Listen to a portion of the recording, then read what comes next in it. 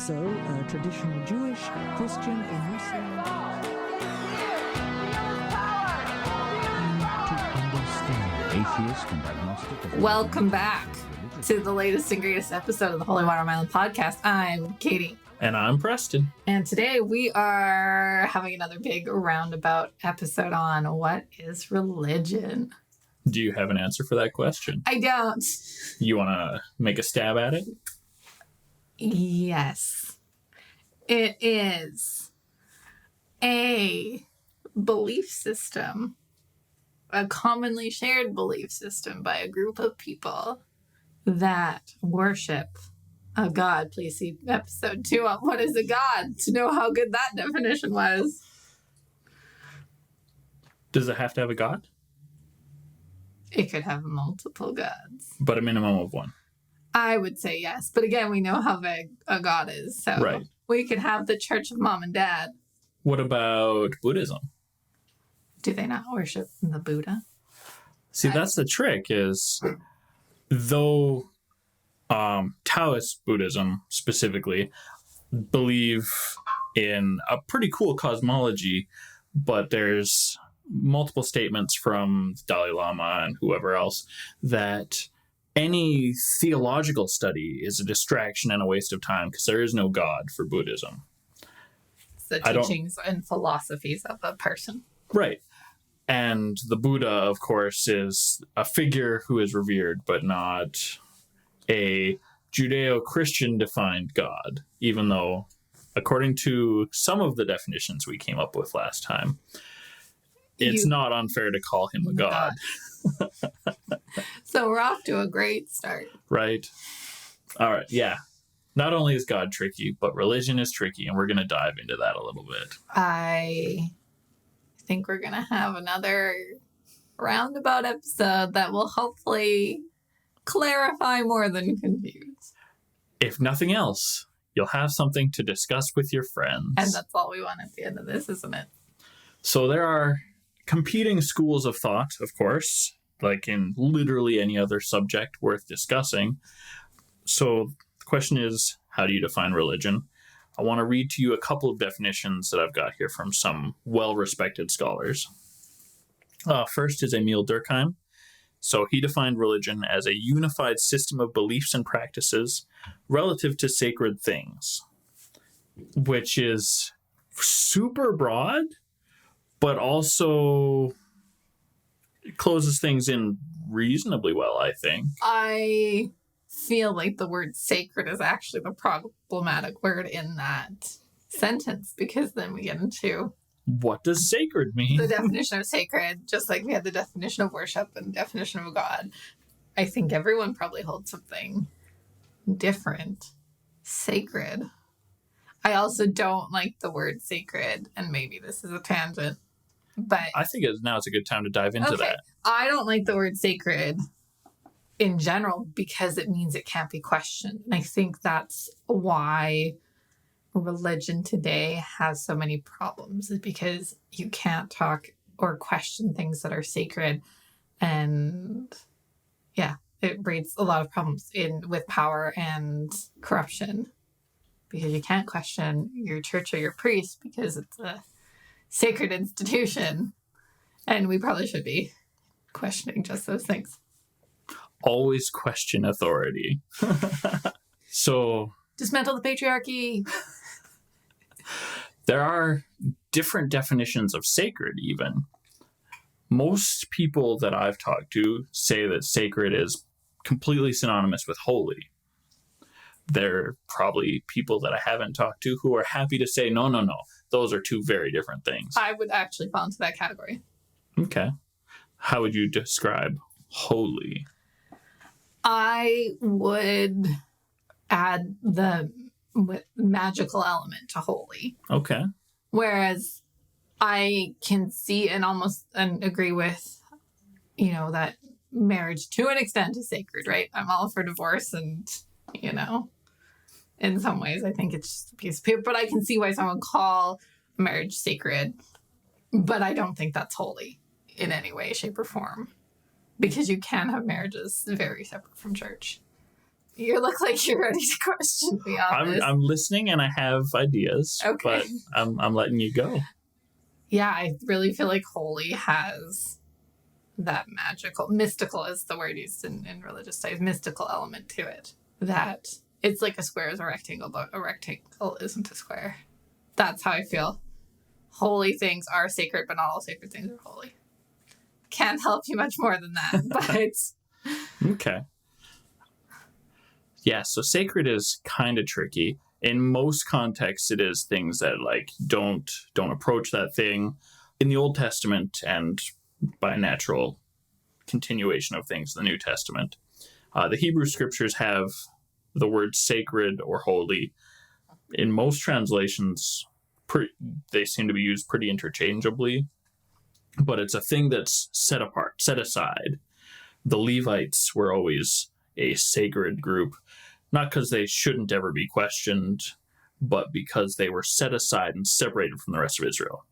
All the rest of Israel got this cool inheritance of the land. The Levites got a handful of cities and altars to offer sacrifice on. So they were made separate. Then you got the Nazarites, who, like myself, I'm going to make a little statement right here that sounds super terrible, but I am even more holy because I set myself apart slightly further by being a Nazarite. Doesn't mean I'm above questioning or anything else like that. I'm just a little different until I can slough off this mantle of being a Nazarite, which is coming up soon.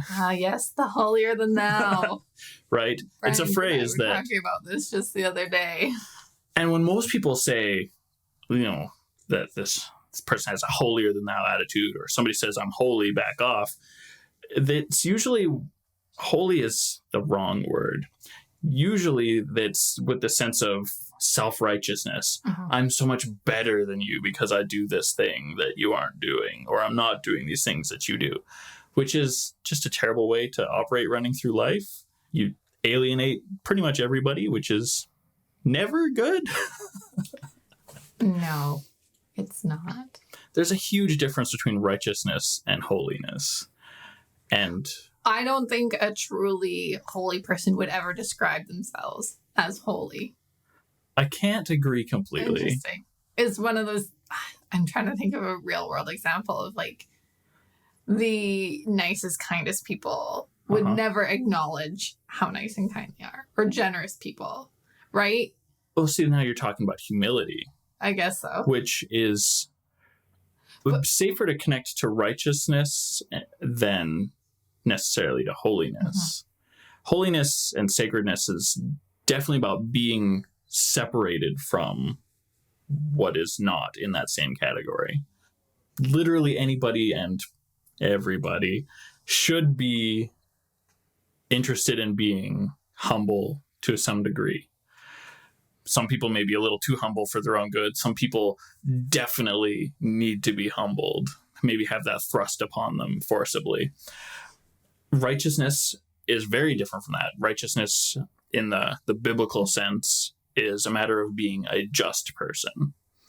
And everybody should seek after being just. And it's super easy to see when somebody is terribly unjust. And that's also getting tricky to police properly, I guess. But also forcing somebody to meet any criteria of righteousness that don't...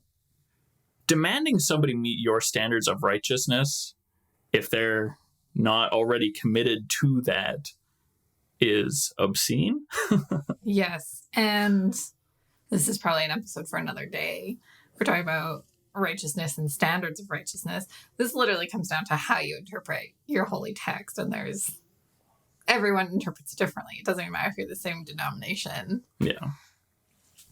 It's a mess, people. I mean, even the Torah, the Hebrew Bible, the law that's given, some of it is written as received from God, as divine law. And then a huge swath of the content is stuff that was added later on a case-by-case basis of, we need to codify this. And the stuff that we have in the Torah that is in the written Torah, but not the oral Torah. It's just the stuff that was codified earlier before they said, yeah, we're not going to add to this anymore. All right. So that was a big wormhole. Yeah. Give us another definition of religion. We looked at Durkheim's definition of religion and then took a hard left turn into sacredness. So unified system of belief is what Durkheim said. And I mean, if you look within any religious group, there's usually varying opinions, unless your group is way too small. And even then, you got somebody who's got a varying opinion who just isn't saying something. Mm-hmm. A little different from that is Max Stackhouse. He defined religion as a comprehensive worldview or metaphysical moral vision that is accepted as binding because it is held to be in itself basically true and just, even if all dimensions of it cannot either be fully confirmed or refuted. So basically, even though I kind of like it, it is way too broad. It is very wordy, but there are definitely parts of it that I really like. Should we break that down a little bit and examine the parts of it? So, comprehensive worldview. I like that. So far, incredibly broad. Yes, if you want to run through your life with thinking nothing about anything big and just considering how dogs are pretty cool and objectively better than cats, and there are people who hold this opinion, that's a worldview that may be completely comprehensive if you decide that nothing else is worth thinking about. Mm-hmm. Next is a metaphysical moral vision. I like the metaphysical. And why? Because I think the world's most popular religions have that metaphysical aspect. Obviously, we're going to come across ones that don't. But I think that encompasses the Judeo-Christian God without, offending them. Sure. And, all the way to the breadth of Hindu gods and goddesses. Right? Yeah, metaphysical. And it encompasses some bad ones too. I'm thinking of Scientology. It encompasses that as well. Because of, metaphysical is a broad term. It's, Mm-hmm. But I like it. So I've said before, I believe you to be a religious person. Yeah. And every time you laugh and think that that's nonsense. Yeah. But I know that you have a metaphysical moral vision. Do you believe in love? Yeah. And that to a degree, one degree or another, that love should more or less be spread out to more than your immediate community of the 4 people in this house or your family or your next door neighbors. Yes.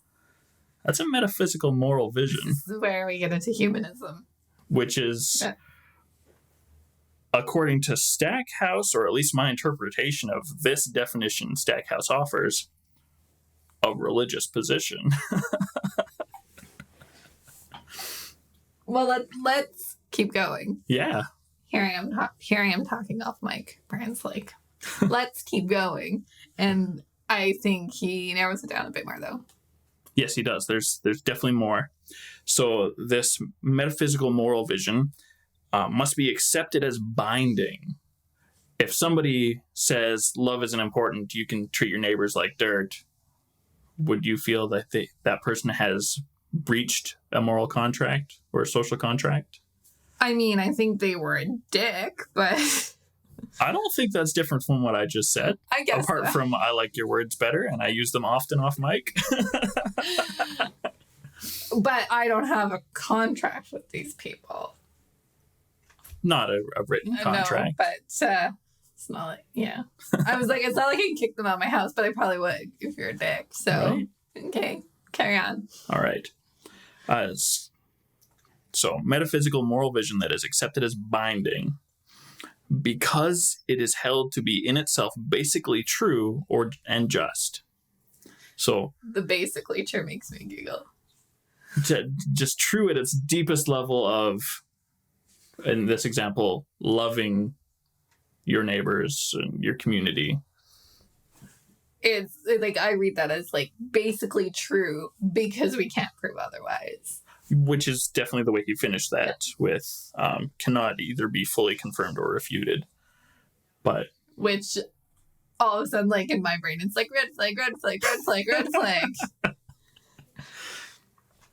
Because you could create anything based off that. And I mean, we'll get a little more into how, things like tax exemption, anything can be tax exempt with these definitions. Yes, it's as much as you see people in the scholarly world have a hard time defining religion, legislators straight up avoid it most of the time. Well, imagine, obviously they would be specialists in the area, but the IRS and the CRA, like, they're not religious scholars. They're just trying to do their job. And like you said, yes, they would be specialized in the area of religious organizations, but at some point they must just shake their head and go, fine. Stamp. 7-Eleven, not a church. Move on. I mean, I meet at the 7-Eleven every Sunday morning. Sure. To get gas. Does 7-Eleven sell gas? The one by our place does. Okay. That's nice. Yeah. It seems like more and more 7-Elevens are moving away to just being a convenience store. But I'm moving away from the topic of discussion. All right. So in between those two examples we have of Durkheim and Stackhouse, we have a wide variety of different interpretations on what qualifies as a religion based on however you want to define it. The idea of having a god, as you had said before. Confucianism is something that doesn't fit into that at all. Confucius barely qualifies as a god according to the definitions we came up with before. But he still kind of does. Like the Buddha, but to a slightly less divine position, but still, he's revered as a god, as a great teacher, and as many great teachers were deified. But it's super complicated. If you want to have a broad definition of religion, you're going to start including things you didn't want to include in your list of gods. Wayne Gretzky or Eric Clapton. These people are...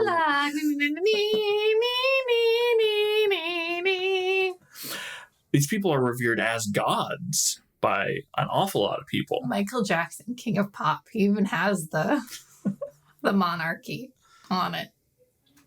There's all kinds of people who have huge followings, have the great big gatherings that churches or the governments like to see in churches and whatnot. And on regular basis. Yeah. There's definitely rules and standards that fan clubs will expect people to meet. I wrote a huge paper on this very subject a little less than a year ago. And there's so much that has a religious following around these people that are basically heroes that become deified because of our worship of them. And they look like religions when you see the way people behave. Just the way you have a priest throw on his robe and his scarf every mass, you'll have all these hockey fans throw on their jerseys and their face paint and all these very similar things so they can go and perform their rituals. It looks awfully religious, but it doesn't fit into what we want religion to be defined as. Do you think if Eric Clapton pushed for it, he could get tax exempt status? I really doubt it. Unless John Oliver did, which we're going to do an episode on that. It depends on how he goes about it, I suppose. Like if he says, I'm starting the church of Eric Clapton, the guitar god, then that's all there is to it. And somebody has to give him tax exempt status. I mean, you just keep applying in different jurisdictions and somebody's going to grant it. And so with all these different religions, there's all kinds of different acts of worship. Like dressing a certain way, reading certain texts. Collecting baseball cards is not wildly different from collecting different religious books in the actual act of collection. What you do with them is also not terribly different. For an awful lot of people, they'll collect their baseball cards and never read them. Same with a lot of people in their Bibles. While others are way into the stats that they can find on their baseball cards, and they study them and try and figure things out. There are people who have made games around baseball cards, which sounds kind of cool from my perspective as a game designer as well. And you've got people who are way into their scriptures that want to learn every little detail. And there's everything in between. And that's a sort of religious worship in both cases, with the baseball cards and with the holy books. So what is religious? Anything. But there's more to it. Absolutely. Often enough, you'll have people who are spiritual but not religious is a super common phrase. Yes, absolutely. You'll hear that a lot in interviews of celebrities in Hollywood, that if you ask them about their spirituality, be like, yeah, I'm spiritual but not religious. I got Ron Perlman coming to mind. I can't think of why, but he must have been cited it in one of my classes. But what does that phrase even mean? I mean, it's funny, especially where we started talking about me, because arguably I'm spiritual but not religious, but I wouldn't even consider myself that. So everyone is spiritual but not religious, especially with these definitions we have of religion. I think the most common, if you ask someone who said that, what they're... You all right? I just had to burp. And I wanted to give enough pause for Brian. If you ask someone what their definition was, I think a spiritual person seems to believe in God, but not in organized religion. I think that's pretty standard. I think I agree with you that most people would make that distinction when they use that phrase. Which just blows this whole thing open. Are they tax exempt now? Can you be individually tax exempt for being spiritual, not religious? Well, see, the New Testament, there's... Oh, I feel bad that I don't want to misquote it. Do I need to get my Bibles? I've got my phone. Oh. It says in the New Testament, your body is a temple. If your body is a temple, it's not wildly different from a church. You should be tax exempt. Oh, yeah. I'm going to call the CRA right now and be like, but my body is a temple. Right? And therefore, I should be tax exempt. So, spiritual, in that spiritual but not religious. Let's examine spiritual. What does that mean? I think that's even broader because... Do you have to believe in a God to be spiritual? No, I don't think so. And Katie's controversial opinion would be, this is like all wooery, is what I would call it. So if you're spiritual and you do Reiki, or if you're spiritual and you do sound therapy, or if you're spiritual and take a bunch of LSD and go to Shambhala, like that, I would categorize that all under spiritual. I would also categorize someone who is a Christian, doesn't go to church or belong to a particular denomination because they have problems with whether it's tithing or controversies in the church, or just they don't want to get up and go every Sunday. I would also put them in a category of spiritual. But yeah, I would put a lot of wooery under spirituality as well. That I wouldn't, and these people would probably disagree, I wouldn't put that under religion. Like I wouldn't put Reiki or tarot under religion, but I would absolutely put under spiritual. And people who practice these things are probably shaking their fists at me and going, it's my religion. Yeah.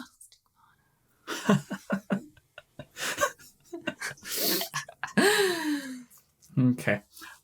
Do you have any comments on my definition of groupings?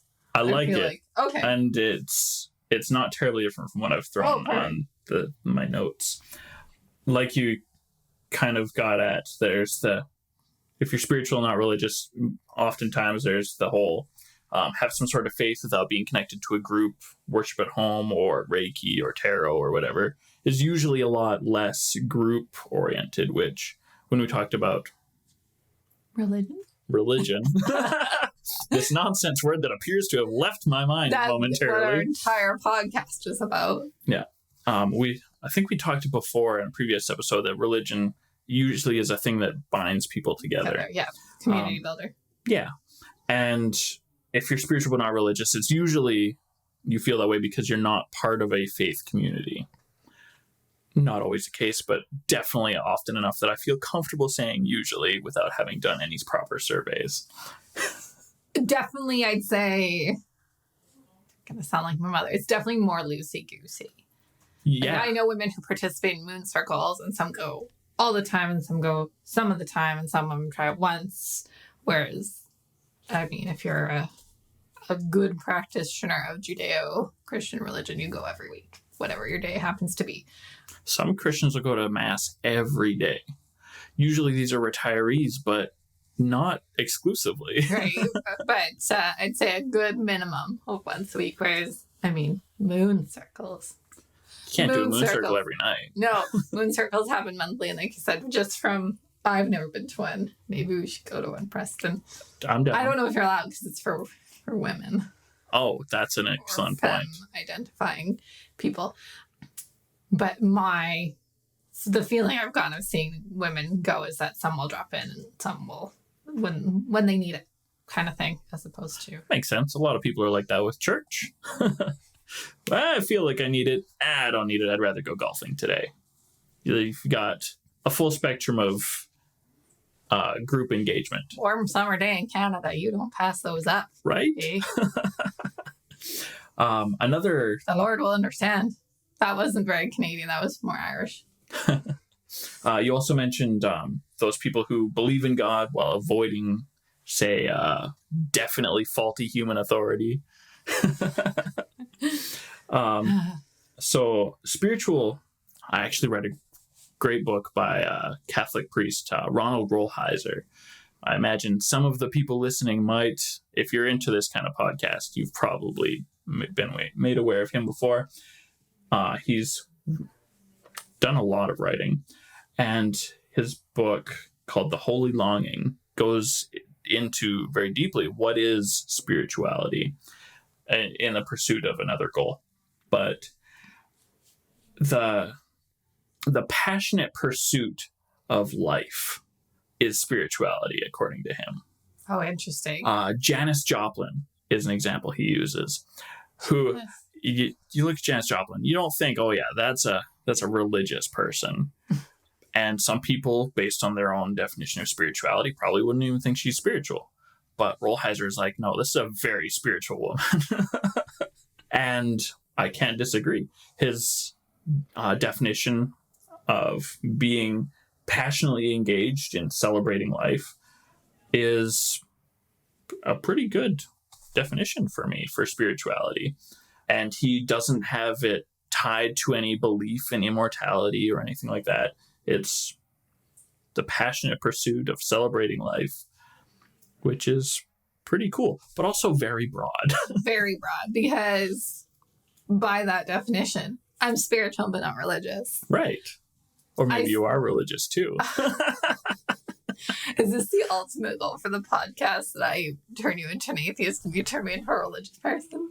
Well, see, I'm not even throwing theology at you. I'm just saying you are some sort of religious. And where was I going with this? But I still wouldn't call myself that. But maybe we'll do an episode on the self-identification. Sure, we can look into that. But yeah, that's everyone's spiritual but not religious by that definition. Okay. So I've got you as spiritual according to Rolheiser. Uh-huh. And I've got you religious according to Stackhouse. Do I need to? So looking at what is religion, I personally think the fundamental basics of the word the etymology of it, bring us to being connected to something. A ligature, for example, connects things. That's a big part of the word religious or religion. Mm-hmm. And so you can either be concerned about being connected to a god, or being connected to a community, or being connected to one person. You've got a lot of freedom there. You're just being connected. You can be concerned about connecting the universe together just in understanding it, not in any sort of metaphysical way, but in a very physical way of just understanding the universe. Almost fits into religion. And we talked before about how science can be kind of religious. But then we're getting into a field that opens up religion a little too broad. How about this as a discussion point? Do you think these definitions need to be more specific? Do we need to narrow them down? I'm thinking quite specifically as for tax exemption. Mm-hmm. But even, we're talking about, I'm a spiritual and religious atheist. What do I put on my census? Do people need to be more aware of these definitions? And, by maybe another link, does it even matter? See, that's a great question. If you're way into dogs, does it matter what a Maine Coon is? Your focus is wherever your focus is going to be. You don't need to know about big cats if you just straight up are a dog person. Dogs are life. So the idea of finding an answer to this question it's perplexed an awful lot of scholars, and an awful lot of them straight up don't care enough to put the time into it. They'd rather look more at the manifestations of spiritual behavior, how people congregate, rather than why they congregate, maybe. So it's really just a very specific area of sociology and anthropology. Absolutely. Because I know from your schooling, you've touched on things like sports as religion and science as religion. So I was going to say, well, if you don't know what a religion is, how do you know it's study religious scholar? But you clearly have studied it all, so it doesn't even matter. It's actually really, really complicated, even though, it shouldn't be. Like, if you say, that train of thought's gone, we can scrub this part. Knowing what religion is, like somebody says Christian, Jewish, Muslim, whatever, you think religion. Mm-hmm. That's a religion. Mm-hmm. And it's part of a lived experience thing. You just have been around it. By osmosis, you just have grown to categorize things this way because you just keep observing it without knowing exactly what's what. For example, your understanding of color, wildly different from my understanding of color. Yes. I know that there's between this wavelength and this wavelength, I can see different colors. I would count 6 different colors in the various wavelengths. I know you see way more colors than that. Yes. And some people would count fewer than 6. Yeah. And the study of color is a fascinating thing, that when you see green versus blue, you have different words for them. Mm-hmm. Whereas in some parts of the world, I've been told that they're lumped together. Yeah, there are parts of the world that's green through blue is one color. Orange and red, that's red. Mm-hmm. And there's yellow in the middle, and that's the deal. Purple usually isn't lumped in with blue, but I bet you there's somebody out there who does. Some crazy person. Send us an email if that's you. Right. I want to learn more about that too. I want to learn more about your world. I'm really curious about the tax exemption question and the definition of religion, because what qualifies you for being tax exempt? And we are going to touch. I don't want to get too deep into it this episode, because we're going to actually talk about it next episode. But John Oliver talks about the IRS tax exemption in one of his episodes of Last Week Tonight, and he actually gets last week tonight, tax exempt under their definition of religion. And that's fine for last week tonight because it was basically a big joke. And they donated all their money to, I believe, Doctors Without Borders. But then we have cases like, specifically, I'm thinking the Church of Scientology, that has, I want to say, billions of dollars of real estate holdings. And they're tax exempt, and they had to fight for tax exemption for a really long time. But I would argue that that's probably one that should have been caught. But it's a religion, isn't it? Most of the people involved genuinely believe in the spiritual or metaphysical or whatever it is that's going on that is taught in that very militaristic group. So, Katie's controversial opinion. I need a theme song for this. What if churches just weren't tax exempt? That I honestly think would be better. It would simplify things a lot. Because, I mean, I don't pay tax in the States, but obviously there is Church of Scientology here in Canada. The Catholic Church has a ton of money.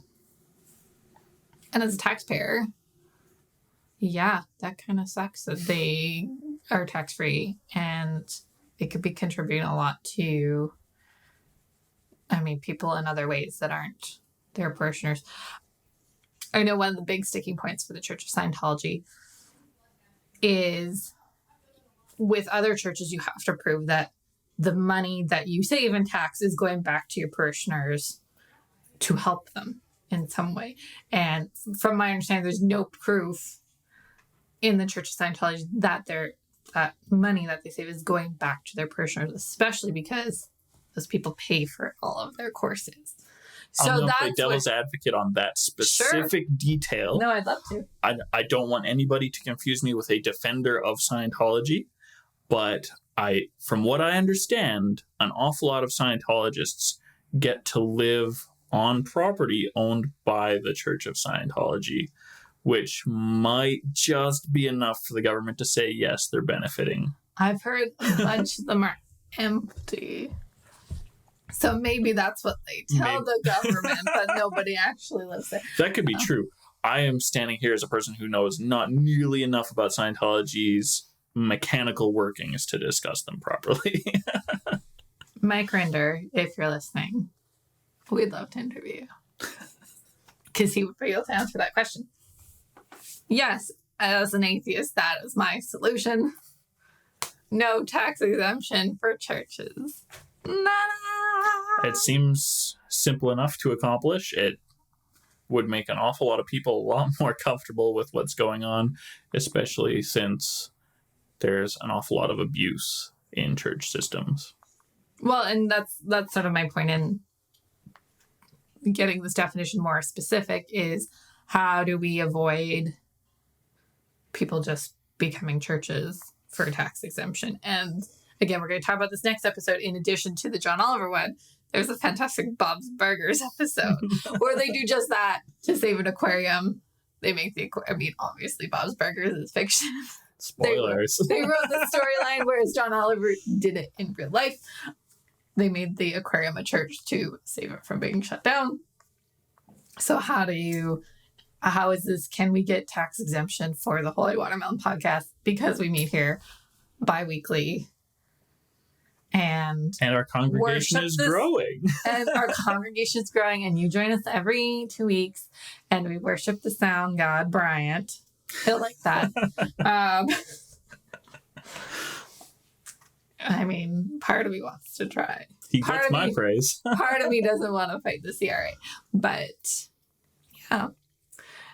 Any final thoughts? I love to pause, so if it's not a final thought, you can cut out the word final. What else haven't we covered yet? I mean, we got to tie this on a nice bow, even though we really didn't answer the question because we knew this was another big, broad episode on... What is religion is super complicated. Just like, what is a god? It can be super broad or super narrow. if you narrow it in too much, you're going to be cutting people out. If you say it has to have a god, then you've cut out most Buddhists and all Confucianists, unless, of course, you go with a far too broad definition of God.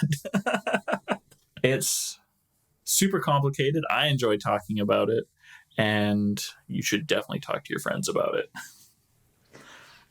If you, yes, you, have any questions, you should shoot us an email at hollywatermelon@gmail.com. And we'd love to hear any episode ideas or talking points you'd like us to address. Send us your questions, comments, complaints. If you have hate mail for us, We'll read it. we'll read it for sure. I think it'll be fun. I think we'll do full hate mail episodes because we're talking about religion and people don't like to talk about this thing. Right. And so that's it for this week. Peace be with you. Settle down, Preston. That's all for this week. If you like what you heard, please subscribe and leave us a review and 5 stars. Until next time. Peace be with you. Let's go.